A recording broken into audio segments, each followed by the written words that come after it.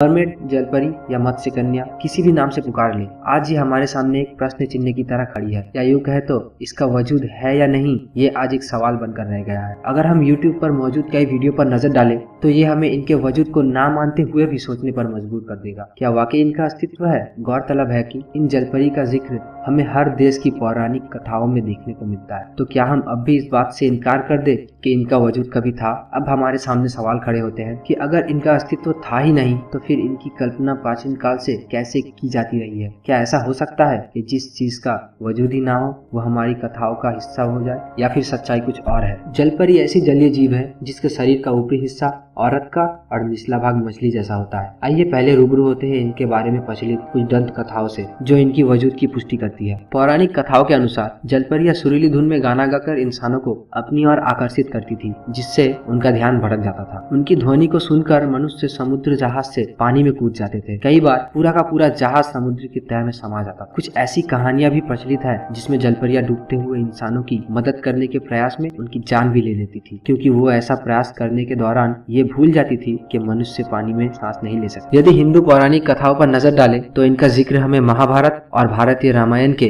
थाईवो कंबोडियाई संस्करणों में देखने को मिलता है। थाईवो कंबोडियाई संस्करणों में रावण की बेटी सुवर्णमछा का उल्लेख किया गया है, जो कि सोने की जलपरी थी। महाभारत के अनुसार अर्जुन की पत्नी उलूपी का भी जिक्र किया गया है जलपरी के रूप में। वो एक नाग कन्या थी जो पानी में रहती थी। इसके अलावा भगवान विष्णु के मत्स्य अवतार का उल्लेख भी देखने को मिलता है, जिनका शरीर का ऊपरी भाग मानव का और निचला भाग मछली जैसा था। असायरिया में 1000 ईसा पूर्व मिली जलपरियों की कहानी के बारे में कहा जाता है कि ये जलपरियों की पहली कहानी है। असायरियन की रानी देवी अटारगटिस, जो सेमिरमिस की माँ थी, एक चरवाहे से बहुत प्यार करती थी, पर ना चाहते हुए भी उसे अपनी प्रेमी को मौत के घाट उतारना पड़ा। इस बात से वो इतनी शर्मिंदा हो गई थी कि उसने तालाब में छलांग लगा दी और एक मछली का रूप ले लिया। लेकिन जल भी उसकी खूबसूरती को छुपा नहीं पाया और इस कारण उसका आधा शरीर पहले जैसा रह गया और नीचे का हिस्सा मछली की तरह हो गया। ग्रीक कहानियों में अटारगटिस को डेरकेटो भी माना जाता है। एक मशहूर ग्रीक कथा के अनुसार अलेक्जेंडर द ग्रेट की बहन थेसालोनिक मरने के बाद एक जलपरी बन गई थी। जलपरी के रूप में दूसरा जन्म पाने के बाद काफी समय तक जीवित रही और जब भी कभी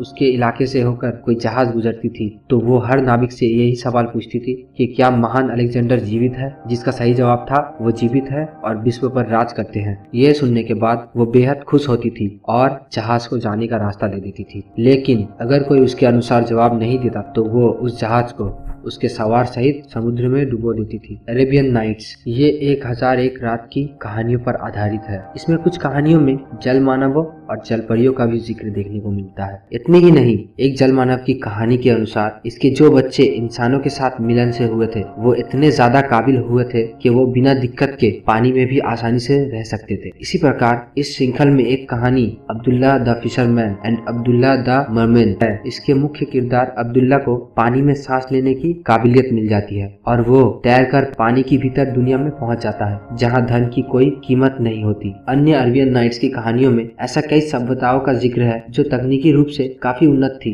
परंतु अपने मतभेदों के चलते ध्वस्त हो गई। इसी प्रकार हम अगर प्राचीन चीनी कथाओं पर नजर डालें तो पुराने चीनी दंत कथाओं में जलपरियां एक बेहद खास जीव हुआ करती थी, जिनके आंसू मोतियों में बदल जाया करते थे, जिस कारण मछुआरे इन्हें पकड़ने को कोशिश में लग जाते थे। लेकिन वो इतनी सुरीली होती थी कि अपने गाने से मंत्रमुग्ध कर मछुआरों को पानी के भीतर खींच लिया करती थी। अगर हम आए दिन समाचारों और सोशल मीडिया की खबरों पर नजर डालें तो जलपरियों को देखे जाने के दावे समय समय पर किए जाते रहे हैं। ऐसा दावा करने वालों में जावा, पाकिस्तान, ब्रिटिश कोलंबिया और 2 कनेडियाई घटनाओं तक को शुमार किया जा सकता है, जो वैंकूवर और विक्टोरिया के नजदीकी इलाकों में हुई थी। हाल फिलहाल में भारत के पोरबंदर के पास मधुपुरा गांव के पास समुद्र तट पर एक मरी हुई जलपरी मिलने की खबर सोशल मीडिया में काफी छाई हुई थी। घटनाएं काफी हुई है, लेकिन इन सभी में कितनी सच्चाई है ये तो कहना मुश्किल है। अगर हम वैज्ञानिक व विशेषज्ञों की दृष्टि से देखें तो मरमेड या जलपरी जैसी किसी भी जीव का